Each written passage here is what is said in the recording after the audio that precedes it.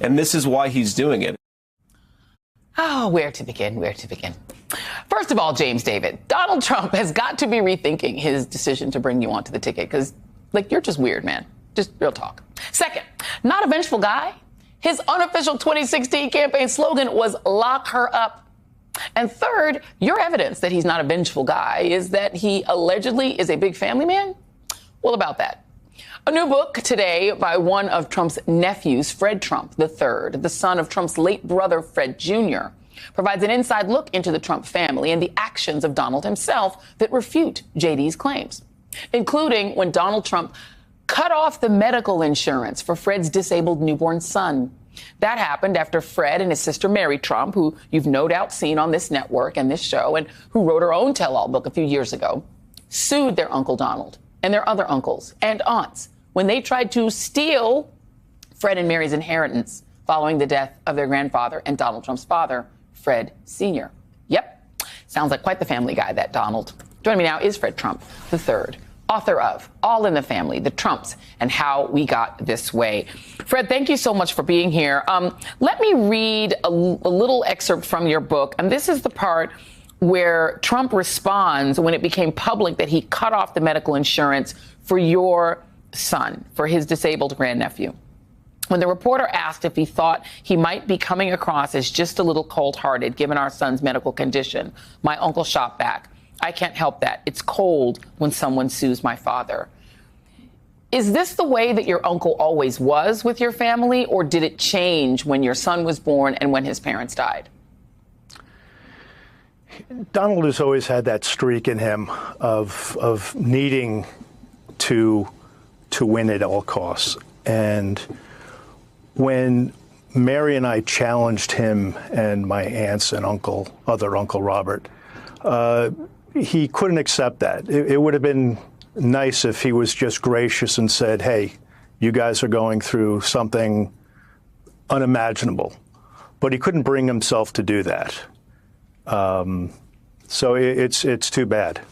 Yeah. I've got another excerpt here. This is after an Oval Office meeting with Fred, with you, and advocates for individuals with disabilities and their families. And this is what he said. This is a quote. "Those people," Donald said, trailing off, "the shape they're in, all the expenses, maybe those kinds of people should just die.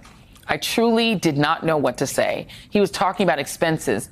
We were talking about human lives. And there's one more book excerpt, and this is even closer to home. Donald, this is from your book. Donald took a second as if he was thinking, and this was about your own son. And Donald took a second and as if he was thinking about the whole situation. "I don't know," he finally said, letting out a sigh. "He doesn't recognize you. Maybe you should just let him die," and moved down to Florida. That is as callous as it gets. That is as ugly as it gets. What was your relationship to him after that? And I don't even know, just express your thoughts on that if you could. Well, I mean, it's hard to explain how someone could say that about any human being, least of all his grandnephew. The interesting part, Joy, is that Donald never met William. So he didn't know or understand the inspiration William has been to so many people. So heartless is certainly a way to describe it, but that unfortunately is what I think we're seeing Donald has morphed into over the years. Interesting to go back to the Oval Office story.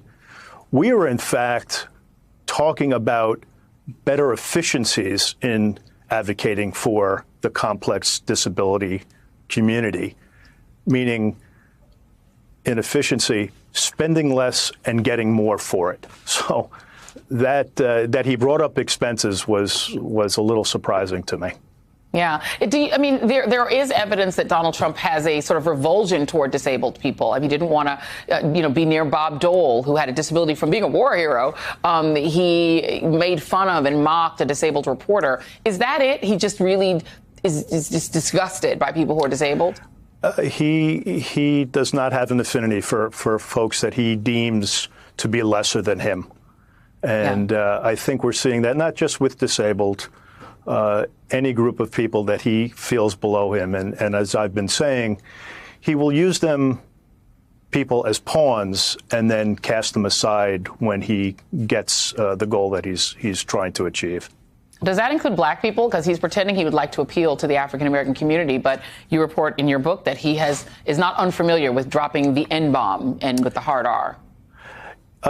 Yeah, you're referring to a situation back when I was about 10 years old when somebody had slashed the roof of his Eldorado Cadillac.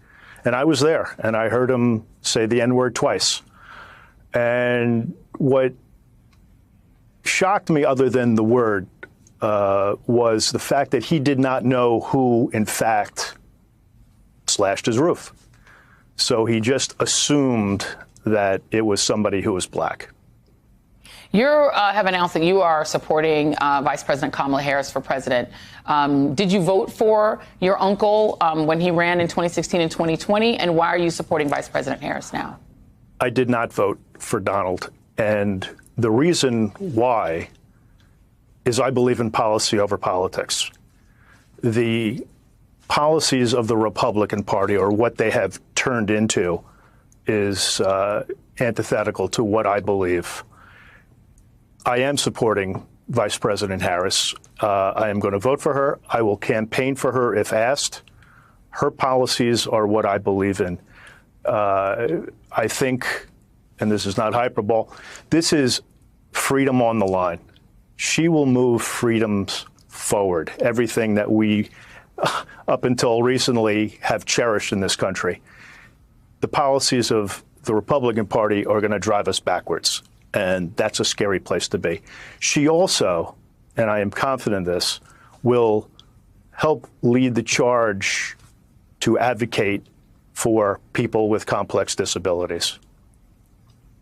She recently gave an interview with a disabled person, and the empathy that she just showed, her ability to listen, her ability to communicate with them. I just can't imagine Donald Trump doing that. I guess my final question to you is, do you believe that, a lot of people find your uncle distasteful, cruel, mean? You can throw a lot of, sort of adjectives around. Do you think he's dangerous? I think some of his thoughts and actions are not physically dangerous. I think they are dangerous for this country and could do great harm to it. And if he became president, do you believe he would leave office ever?